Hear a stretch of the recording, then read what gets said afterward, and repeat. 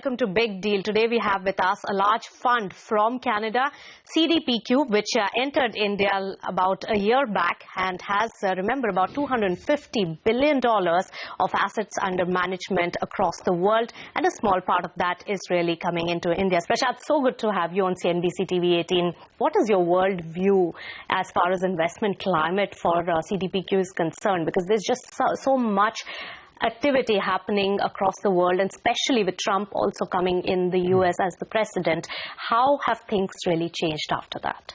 Well, Nisha, thanks first of all for having me on your program. Second, absolutely, there's lots happening, and there's probably greater uncertainty given all the changes that have happened over the last year, I'd say, with Brexit as well as the new US administration. But there's an underlying economic background that we also need to recognize, which is low interest rate environment and fairly low growth around the world. And that's been a challenge for us, and as well as other pension funds, sovereign wealth funds. And for this reason, we have already over the last 3-4 years changed our approach and strategy. So in this context, we're still a bit in wait-and-see mode in terms of exactly what's going to be instituted by the new administration in the U.S., which obviously plays a major role. Some concerns about protectionism. Yes. But the key for us is that we are long-term investors. So we take this long-term view, and both in terms of asset allocation, but also in terms of country allocation.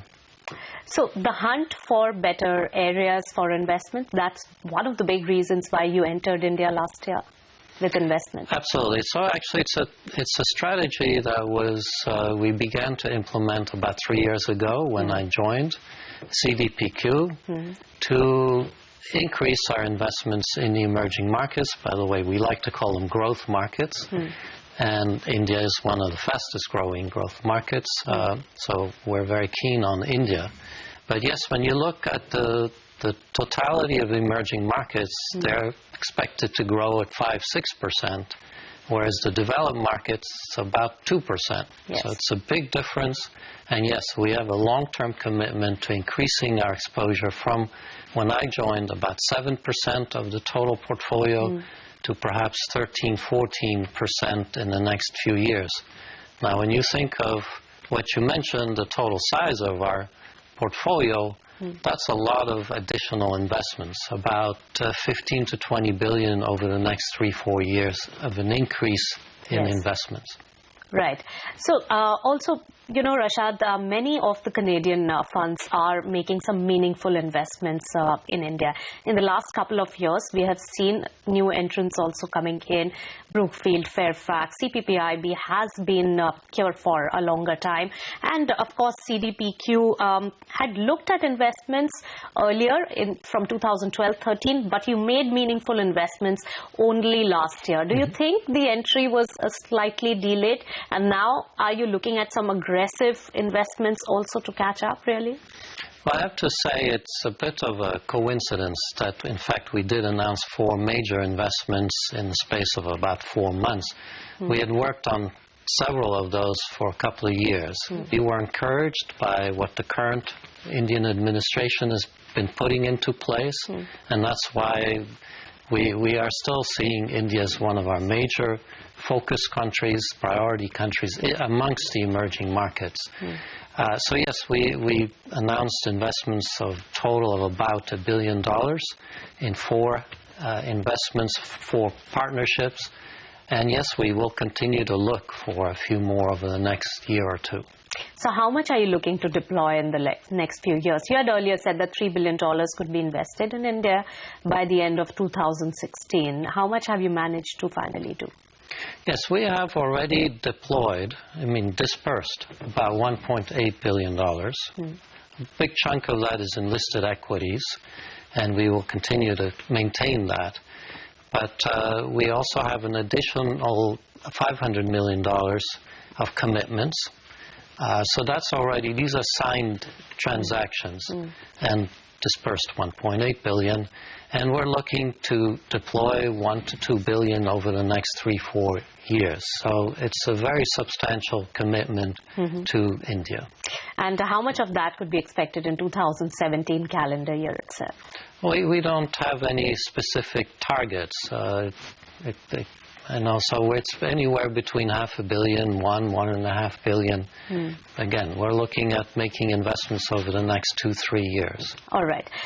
Since you are so positive on India, Rashad, I wanted to understand the macros that you're really banking on. So a lot has happened since the time you entered India, and a lot is expected to happen. So demonetization took place. We just ended our union budget, in which several announcements have been made, which may be interesting for you as a foreign investor. And then we are going to roll out GST from July, hopefully. So how do you view the macros, and what is it that you're betting on the most?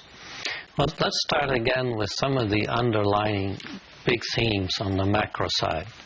First, there's been already in the last 3-4 years a decline in inflation, and that is very positive. So it's the trustworthiness of the RBI in India, of the fiscal policies with better control over the fiscal situation, the government debt. So that's an underlying theme. Second big underlying theme is that growth has increased from what it was 3-4 years ago, let's say 5% to around 7% today. And yes, the three reforms that you have mentioned, GST, demonetization, there are others, new laws to help the country deal with distressed assets. Yes. These are all things that we feel have a long-term impact to increase growth by perhaps another 1% or more. So that's the underlying macroeconomic basis that gives us a lot of hope for the future. You have looked at various sectors.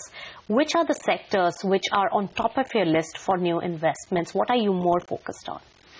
Well, I think I'd say top of the list is a very broad area, which is infrastructure, as already reflected in the first 2 transactions that we announced, renewable energy with Azure and with Tata Power and ICICI in the power sector as well, more broadly. So we're looking at the road sector, we're looking at airports, at ports. So that's a very big sector for us. The second, as reflected again with our investment in Edelweiss, is the financial services sector, which is huge and has huge potential for further growth, especially through the privately owned institutions. So we are looking at that sector as well. The healthcare sector is one where we're looking at various opportunities. Again, huge potential here as well worldwide, but certainly of great interest for us in India. Consumer-oriented, with the growing middle class, this is a natural area for us to look at as well.